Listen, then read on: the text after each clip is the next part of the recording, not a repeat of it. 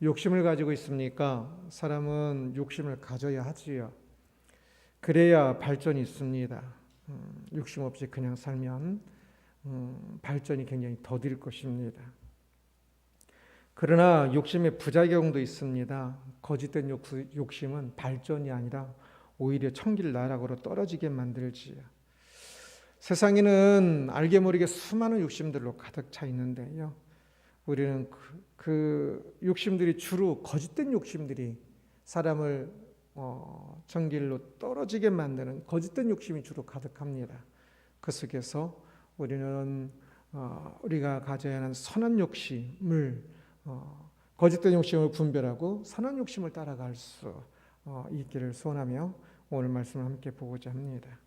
오늘 본문은 세바의 반란 사건인데요.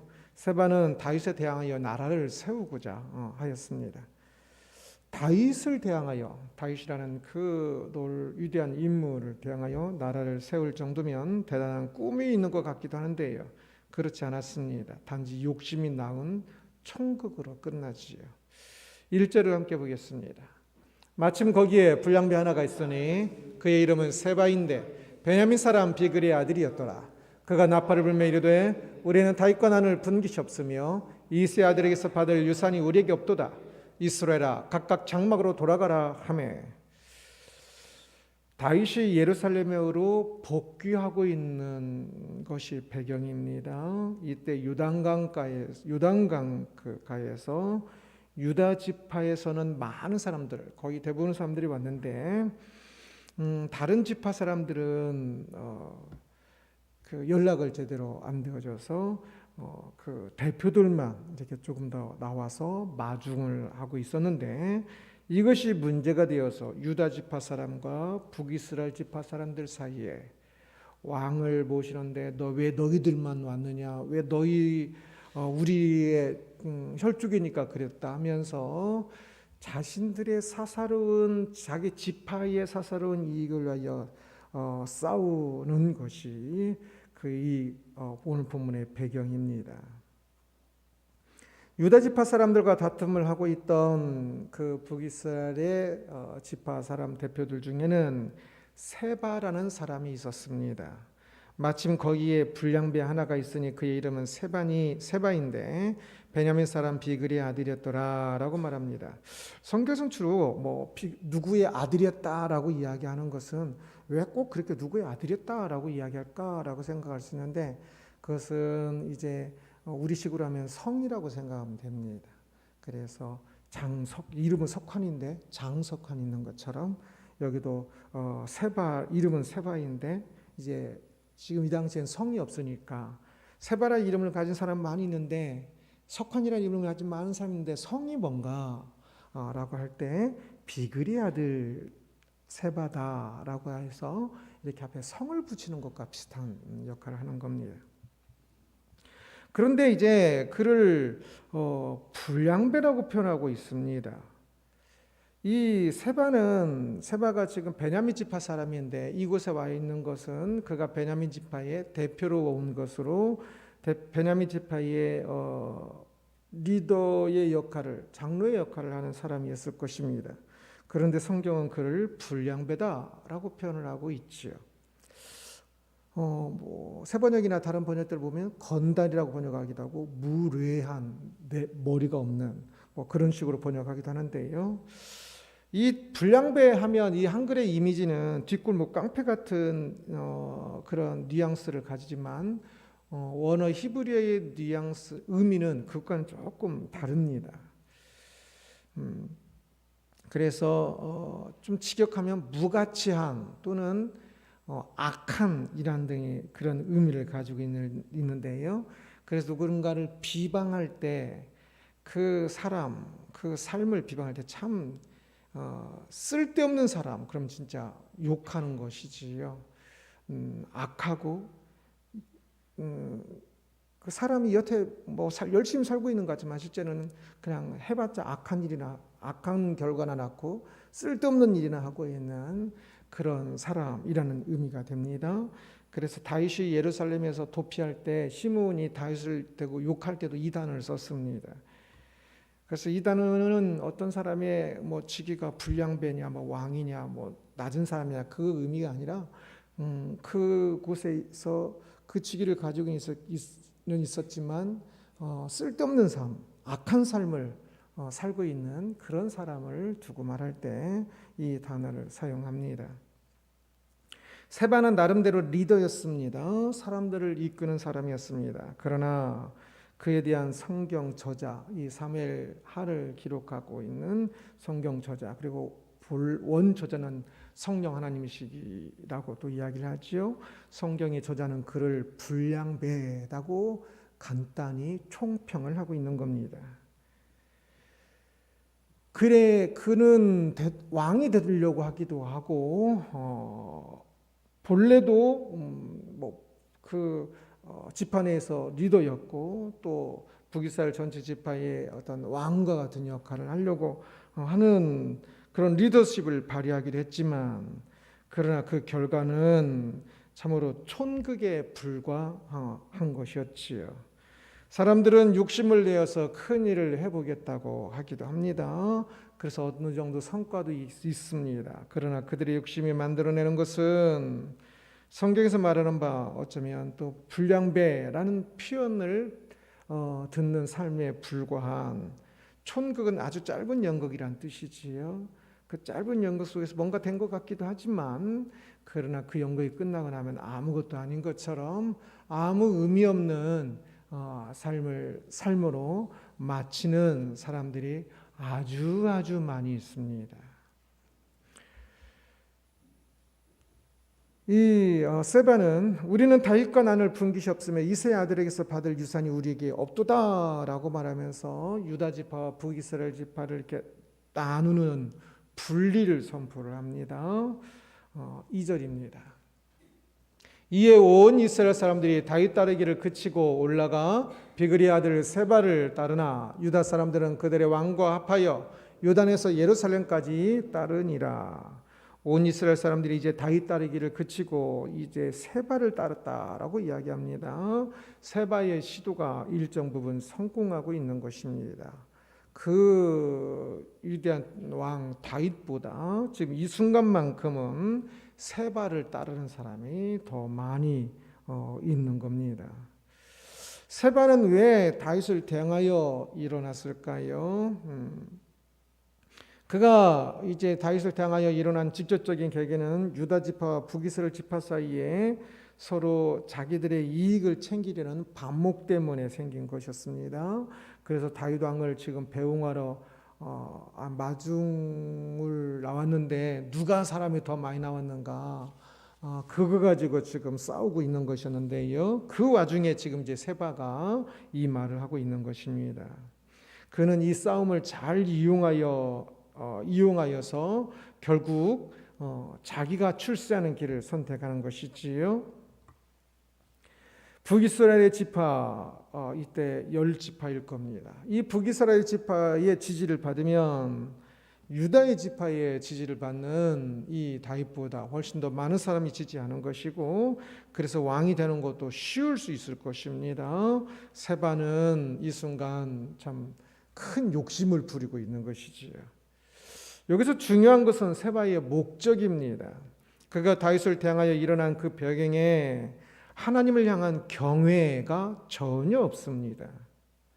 그는 하나님을 믿는 백성이었는데 그가 하는 행동에는 하나님을 염두에 두고 하는 행동이라는 그러한 것을 내포하고 있는 것이 전혀 없습니다.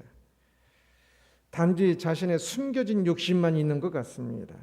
이 시대 사람 중에 하나님께서 다윗을 기름 부어 왕으로 세웠다는 사실을, 그것도 사울이 왕으로 있던 그 시대 때에 하나님께서 다윗을 기름 부어 왕으로 세웠다는 사실을 모르는 사람은 아무도 없었습니다. 그러기에 세바는 자기가 왕으로 되고자 했을 때 하나님께서 그러면 나를 왕으로 세우시는 것인가? 라고 반문할 수도 있을 것이겠지만 그러나 그는 그러한 것에 대해서 전혀 생각하지 않았습니다. 전혀 다 하나님께서 다윗을 왕으로 세운 것을 고려하지도 않았습니다. 세바는 오직 자신의 욕심에 따라 왕이 되고자 하는 것입니다. 사람들이 따랐고 좋은 기회였고 그래서 그것을 이룰 수 있을 것 같이 보였습니다. 그러나 그러한 욕심은 무엇인가를 만들어내는 것 같으나 결국은 망하게 되어 있습니다. 거짓된 욕심은 망합니다. 세바는 결국 불량배라는 의미로 불리며 가치없는 삶이었다고 성경 저자는 거의 왕에 근접했으나 그러나 전혀 가치없는, 다른 곳에는 이름도 안 나옵니다. 전혀 가치없는 삶으로 마쳤음을 이야기하는 겁니다. 사람들이 욕심으로 무엇인가를 이루기도 합니다. 그러나 그것은 지극히 짧은 순간 총극에 불과합니다. 세상의 욕심으로 무엇인가를 이룬 삶을 보십시오. 그때는 뭔가를 대단히 뭔가를 이룬 것 같지요. 다윗을 대항해서 뭔가를 지금 이루어가고 있으니까 대단한 모습인 것 같아요. 그러나 가치없는 일에 불과합니다. 그래서 야고보서 1장 15절에는 욕심이 잉태한 즉 죄를 낳고 죄가 장성한 즉 사망을 낳느니라 라고 이야기하지요. 거짓된 욕심은 뭔가를 이루는 것 같기도 하지만 그러나 그 거짓된 욕심은 죄를 낳을 뿐입니다. 그 죄는 영원한 멸망에 이르게 하는 것이고요. 그러기에 우리가 세상에서 무엇인가 막 더 가지고 막 더 하려고 하는 것 같지만 그러나 그것이 거짓된 욕심이 아닌가를 잘 살펴야 하는 것입니다. 하나님께서 나에게 주신 소명인가 아니면 거짓된 욕심인가, 혹은 선한 일까지도 잘못된 욕심일 수 있습니다. 하나님께서 나에게 주신 소명들이 있는 것입니다. 그러기에 욕심이 아니라 조금 더 하나님께 나에게 주신 그 선하면서도 나를 향한 나에게 주신 그 일에 욕심을 내고 가야 하는 것이지, 무조건 돈이 더 많으면 좋을 것 같고, 무조건 교회가 더 부흥하면 좋을 것 같고, 무조건 뭐가 더 하면 좋을 것 같지만 그것조차도 실제로는 명분만 그러할 뿐 실제로는 거짓된 욕심으로 가득한 경우를 참 많이 봅니다. 그러기에 우리는, 신앙인은 자기가 가고 있는 그 길, 가야 하는 그 길을 겸손하게, 욕심은 가지되 진짜 나를 향한 하나님의 뜻을 향한 욕심을 가지고 그 선한 일에, 나를 향한 선한 일에 욕심내며 가야 하는 사람이 되어야 할 것입니다. 요압은 다윗이 왕으로 있을 때 거의 모든 시간을 군대 장관으로 보낸 사람인데요. 이제 이 세바를 진압하는 장군으로 요압이 나옵니다. 다윗이 왕이 된부터 죽을 때까지 거의 모든 기간을 요압이 군대 장관으로 있었습니다. 그러나 아주 잠시 군대 장관에서 강등된 적이 있는데 바로 그것이 오늘 본문의 배경입니다. 압살롬과의 전쟁에서 왕의 명령을 의도적으로 어겼지요. 그래서 다윗은 또 이 압살롬 편에 섰던 사람들과의 연합과 그리고 요압에 대한 일종의 잠시의 징계 차원으로 아마사를 군대 장관으로 세웠는데요. 다윗은 새로 군대 장관이 된 아마사에게 유다 지파에서 군사를 모아오라고 명령을 합니다. 그런데 그가 사람들을 제대로 모으지 못하고 지체되어서 조금 늦게 합류하게 되는데요. 이 늦게 합류하여서 아마세가 요압을 만나는 이 과정을 성경에서 좀 과하다 싶을 정도로 자세하게 이야기를 합니다. 그래서 설교도 이 부분은 조금 더 자세하게 보려고 합니다. 8절입니다. 기분 큰 바위 곁에 이름에 아마사가 맞으러 오니 그때 요압이 군복을 입고 띠를 띠고 칼집에 꽂은 칼을 허리에 맸는데 그가 나아갈 때 칼이 빠져 떨어졌더라. 지금 요압과 아마사가 만나는 거예요. 아마사가 좀 늦게 왔다 그랬죠. 그 늦게 온 아마사를, 지금 아마사가 군대 장관입니다. 요압이 그 아마사를 맞으러 나오는 겁니다. 그런데 이제 전쟁터에 나온 거니까 전부 군복을 입고 있겠지요. 그러면서 허리에 칼이 꽂혀 있다라고 이야기합니다. 이 칼은 큰 칼이 아니라 여기서 지금 칼은 단칼, 작은 칼일 겁니다. 그가 나아갈 때 칼이 빠져 떨어졌더라라고 이야기합니다. 칼이 떨어졌다는 것은 두 가지로 해석 가능한데, 하나는 칼이 땅에 떨어졌다는 의미일 수 있고, 하나는 칼이 이 군복 안에서 떨어져서 군복 안에 걸쳐 있다는 것을 의미할 수도 있습니다. 그래서 일단 다른 사람들이 볼 때 이 칼이 칼집에 칼이 없는 상태이겠지요. 그래서 요압에게는 칼이 보이지 않는 겁니다. 9절을 함께 보겠습니다. 거기서 이스라엘 백성이 다윗의 부하들에게 패하매 그날 그곳에서 9절이 잘못되어 있군요. 한 칸 더 내려. 네. 함께 읽겠습니다. 요압이 아마사에게 이르되 내 형은 평안하냐 하며 오른손으로 아마사의 수염을 잡고 그와 입을 맞추려는 체함에 오른손으로 아마사의 수염을 잡았다라고 이야기합니다. 이것을 오해하면 좀 싸우려고 하는 것처럼, 근데 그게 아니라 자연스러운 인사법입니다. 그래서 입을 맞추려는 체함에 아마 입으로 이렇게 볼키스를 하는 것 같습니다. 그러면서 이제 그 예의 바르게 서로 반갑게 우정의 인사를 하는 것처럼 하는 겁니다. 그러면서 오른손으로 수염을 잡았으니까 원래 칼은 오른손으로 잡지요. 그런데 칼 대신에 수염을 잡았으니 요압이 아마사에게 적의가 없는 것처럼 보였을 것입니다. 10절입니다. 아마사가 요압의 손에 있는 칼은 주의하지 아니한지라 요압이 칼로 그의 배를 찌르매 그의 창자가 땅에 쏟아지니 그를 다시 치지 아니하여도 죽으니라. 요압과 그의 동생 아비새가 비그리 아들 세바를 뒤쫓을세. 요압의 손에 있는 칼은 주의하지 아니한지라 라고 이야기합니다. 보통 칼을 오른손에 잡고 있겠죠. 그러나 지금 요압이 왼손으로 칼을 잡은 것을 이야기합니다. 그래서 처음 이렇게 인사할 때까지는 칼도 안 보였고요. 또 오른손으로 수염을 잡고 있으니까 이제 가까이 가면서 왼손은 안 보이겠죠. 칼은 안 보이는 상태에 있었는데 왼손에 있는 단검으로 아마사를 찔러서 죽였다라는 뜻입니다.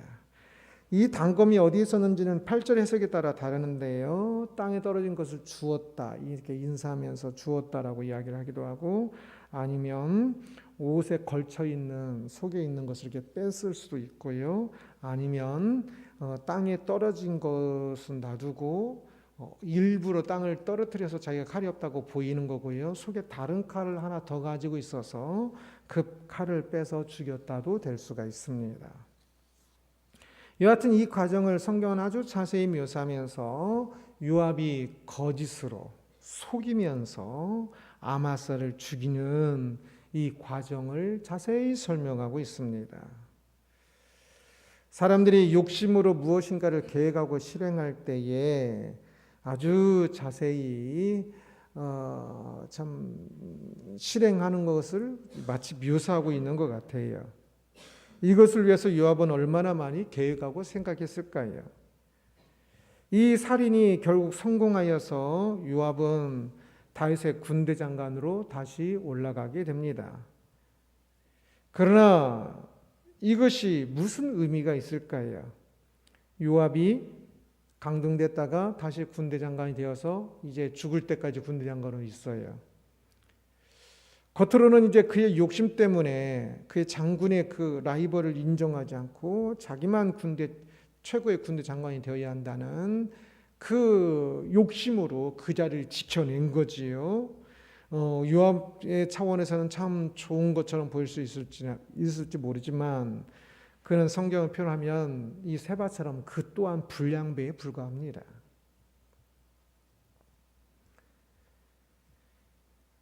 요압은 자신이 군대 장관 자리에 내려앉은 것을 아주 못마땅하게 생각했죠. 그러나 아마사가 한 것이 아니라 다윗이 그렇게 한 거지요. 그런데 다윗에게 항의하지 못하고 맨마는 이 자기 대신 군대 장관에 앉은 아마사를 자기 멋대로 죽여버렸습니다. 아주 악한 행동이지.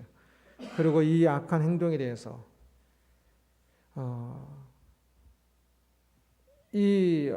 다윗은 기억하고 있다가 유언으로 솔로몬에게 이야기를 하고 요압의 이 죄를 물으라라고 이야기하고 솔로몬 때에 이 요압은 죽임을 당하게 됩니다.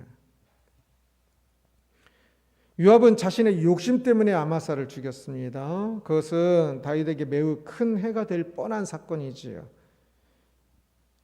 이 유다 지파의 그 전에 압살롬 군대의 모든 사람을 지휘하던 사람이 아마사입니다. 그런데 다른 사람들이 보기엔 다윗이 아마사를 군대 장관을 세워놓고 아마사를 암살한 것처럼 보일 수 있습니다. 그러면 아마사를 따르던 모든 군사들이 다윗에게 등을 돌리게 될 수 있겠지요. 그럼 북이스라엘 지파 사람들도 떠났죠. 유다 지파의 군사들도 다 등을 돌려버리면 다윗에게는 굉장히 위험하게 될 것입니다. 그런데 이 요압은 오직 자기의 욕심을 위하여 다윗을 그렇게 위험에 빠뜨리게 하고 있고, 그리고 그 자기 욕심에 따라서 죄 없는 아마사를 죽이고 있는 것입니다. 욕심은 무엇이든지 행하게 하는 것 같습니다. 3절을 보겠습니다. 다윗이 예루살렘 본궁에 이르러 전에 머물러 왕궁을 지키게 한 후궁 10명을 잡아 별실에 가두고 먹을 것만 주고 그들에게 관계하지 아니하니 그들이 죽는 날까지 갇혀서 생갑으로 지내니라. 약간은 생뚱맞은 본문이 이 구절이 본문 속에 들어가는데, 이제 시기적으로는 동일한 그 시기입니다. 다윗이 이제 유단강에서 세바는 반란을 일으키고 가고, 다윗은 이제 예루살렘에 도착했는데, 예루살렘에 도착해서 다윗이 행한 일에 대한 일이 많을 텐데 다른 건 다 놔두고 이것만 이야기하고 있습니다. 후궁 10명을 잡아 별실에 가두고라고 말합니다. 가두고라고 하니까 이 부분을 조금 이 후궁들이 뭘 많이 잘못해가지고 그들을 감옥에 집어넣은 것처럼 생각하기 쉽지만, 그 처벌의 의미보다는 보호의 의미가 더 많을 겁니다. 가두고라는 이 단어는 성막을 경계할 때도 똑같은 단어를 씁니다. 성막을 가둔 게 아니라 성막을 경계하는 것처럼 이 여인들을 보호하고 경계하고, 또한 그들에게 먹을 것을 계속 왕의 아들들, 왕자에게 먹을 것을 주는 것처럼 그들에게도 계속적으로 먹을 것을 주었다는 호의적 표현으로 보는 게 더 맞을 겁니다. 그런데 이 일은 참 슬픈 일이기도 하지요. 압살롬이 지금 다윗이 예루살렘을 떠나면서 후궁 10명을 왕궁을 관리하도록 남겨두고 갔는데, 그들을 이 압살롬의 책사가 그들과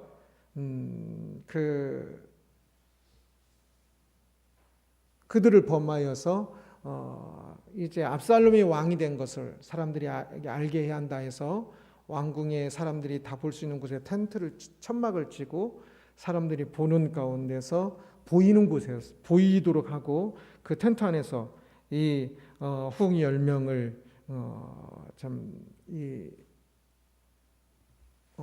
과의 그 관계를 갖게 되거든요. 그 일로 인해서 이제 압살롬은 자기가 이제 왕이 됐다라고 선포하는 것과 같은 거고요. 그러나 그것은 성경에도 분명하게 금하는 이야기고 아주 잘못된 것이지요. 그런데 이제 그 후궁들을 지금 다윗이 어떻게 하고 있는지에 대한 이야기입니다. 이전에 그 압살롬과의 그 전쟁 속에서 압살롬의 그러한 일을 한 것 때문에 다윗은 굉장히 진짜 가슴이 미어지는 도록 슬펐을 것입니다. 자신의 탐색, 유부녀인 바세바를 범한 자신의 탐색 때문에 사실 이러한 일들이 일어나 있었던 것이지요. 그래서 그것이 다시 생각나게 되고, 또 이 전쟁 속에서도 하나님께서 다윗을 벌하시는 그 벌을 생각하고 있을 것입니다. 그러니 이 속에서 이 후궁들에 대한 여인에 대한 욕심이 생기겠는지요. 사람들의 욕심이 가득한데 그 욕심이란 것이 결국 무엇인지를 조금 더 생각해 보면 욕심으로 가지려고 하는 것들이 얼마나 어리석은 것인지, 그것이 진짜 지긋지긋하게 밉고 싫은 것인데 모르니까 그것에 대해서 욕심을 가지는 겁니다. 다윗은 지금 이 후궁의 여인들에게 자신이 이전에 바세바에 대한 탐색, 욕심을 가졌던 것을 상기하면서 슬퍼하고, 그래서 이 후궁을 압살롬이 그렇게 했더라도 다시금 자신의 아내로 삼는 것이 아니라 욕심을 내려놓고 또 그래서 다윗도 그리고 후궁들도 그 욕심의 희생양이 되어서 이제 생과부로 살게 하는 것입니다. 이제라도 서로의 욕심들을 경계하는 것이지요. 압살롬의 욕심 때문에 짐승처럼, 그 당시에 다른 나라는 그렇게 했어요. 다른 나라 왕들은 점령한 나라에 그 자신이 이제 그곳의 왕이 되었음을 상징적으로 보여주기 위해서 왕의 부인들을 자신의 아내로 삼고 그렇게 자신의 후궁으로 삼고 그랬습니다. 그러나 그것은 진짜 악한 것이지요. 성경이 철저히 금하고요. 사람들이 보는 앞에서 텐트 속이긴 하지만 사람들이 보는 곳에서 그러한 일들 하는 것은 참으로 짐승과 같은 모습일 것입니다. 욕심 때문에 사람들은 참 악한 일들을 많이 해요. 당장은 멋있어 보일 수도 있지만 장군으로 그냥 팍 죽이고, 그러나 사실은 장군이 남자라면 진짜 싸우려면 정정당당하게 싸워야지 그렇게 비겁하게 죽이면 안 되는 것이지요. 욕심으로 사람들은 수많은 악한 일들을 합니다. 진짜 되돌아보면 짐승 같은 일들을 합니다. 그 속에서 신앙이 이제 바뀌어야 합니다. 욕심으로 채워지는 것이 아니라 무너진다는 것을 알아야 합니다. 크고 작은 많은 욕심들이 그렇습니다. 당장은 필요한 것 같으니까, 당장은 그게 있어야 할 것 같으니까 그것에 욕심을 내지만, 그러나 욕심내는 사람을 옆에서 보세요. 얼마나 추한지. 그리고 조금 더 큰 시각으로 보세요. 얼마나 악한지. 그렇게 욕심으로 점철된 인생은 그냥 불량배에 불과합니다. 왕이에요. 이 왕의 위치에 가까워졌던 장군이었던 뭐였든 그것은 가치 없고 악한 삶에 불과한 것입니다. 이 땅에서는 열심히 살았고 부자가 되고 뭐 자랑할 것이 있었던 그것은 불량배의 삶에 불과합니다. 그리고 하나님께서 진짜 창조하신 창조의 형상을 파괴한 짐승과 같은 삶으로 평가될 것입니다. 욕심 때문에라는 제목으로 말씀을 살펴보았습니다. 세바의 욕심 때문에 이스라엘 안에서도 또 전쟁이 일어났습니다. 그 과정에 요압의 욕심 때문에 또 살인이 일어나고요. 잘못된 압살롬이 저질러 놓은 그 악한 일 때문에 악한 일이 또 드러나기도 하고요. 그 과정에 다윗은 자신의 과거의 욕심 때문에 압살롬이 그 일을 저질러 해놓은 그것을 맞이하게 된 것을 보고 압살롬이 세상 말로는 똥 싸놓은 것을 치우는 거지요. 그런데 그 압살롬이 싸놓은 똥은 사실 이전에 자신의 죄 때문에 더 영향이 있는 겁니다. 그래서 자신의 그 욕심 때문에 다시 욕심을 상기하면서 아파하고 회개하고 있는 거지요. 욕심으로 수많은 죄가 일어나고 있는 세상입니다. 사람들은 자신의 진정한 가치를 잃어버렸기 때문에 자신이 본래 하나님의 형상 따라 창조되어진 영원한 존재요, 참으로 부족한 것 없이 진짜 하나님과 행복하게 영원토록 살게 될 존재라는 사실을 잃어버렸기 때문에 이제는 세상에 아주 작은 진짜 아주 의미 없는 것들에 목숨 걸고 피 터지게 싸우고 있습니다. 세상에 아주 작은 것들에 욕심 부리고 부모 자식 간에도 없고, 압살롬이 다윗 부모 자식 간에도 없는 것처럼, 요압처럼 남자의 그 의리도 그런 기백도 없고 치사하게 사람을 죽이고 있고 욕심 때문에 별의별 일들이 다 벌어지고 있습니다. 우리는 세상의 작은 것을 욕심내지 말고 영원한 나를 욕심내야 합니다. 그냥 신앙을 가지고도 세상의 작은 것에만 욕심을 내요. 기복주의라고 그러지요. 그러지 말고 영원한 것을 욕심내야 합니다. 하나님께서 우리에게 약속하신 것들을, 부활을, 하나님께서 주시는 약속하신 아름다운 나라를 하나님 나라를 소망히 하는 것이지, 이 세상의 것들에 그냥 욕심내가지고 신앙인의 모습도 잃어버리고 그냥 그렇게 추한 모습으로 살면 안 되겠지요. 우리는 싸우고 죽여야 무엇을 얻는 나라가 아니라 내려놓고 사랑함으로 채워지는 영원한 나라를 살아가고 있다는 사실을 기억해야 합니다. 그러기에 육심으로 무너지고 불량배가 돼버리는 그 인생이 아니라 하나님 나라를 세워가는 육심을 가졌던 것을 회개하고 가슴 아파하며 이 세상에 무엇인지 가져보십시오. 그것이 이 땅에서 이 죄를, 하나의 죄를 이기고 죄를 극복해 간 것보다 더 가치 있는지. 죄를 이기고 극복해 간 것은 영원한 나라와 관련된 일이 될 것이고 영원한 더 물질과 영원한 복을 얻게 될 것입니다. 그러나 세상의 그 물질, 그것을 얻기 위해서 하나님 형상, 양심을 버리고 말씀을 버리고 살았던 그 인생은 결국은 철저히 무너질 것입니다. 혹시 철저히 무너진 삶 속에 있습니까? 오히려 욕심을 버릴 좋은 기회입니다. 진짜 세상 욕심 버리고 하나님 나라를 향한 소망을 가지고, 진정한 욕심이라고 할 수 있겠지요. 하나님 나라를 소망하며 진짜 하나님 형상을 회복해가며 죄를 이기고 극복하고 하나님 형상을 회복하며 하나님 나라를 이루어가는 우리들이 되기를 주님의 이름으로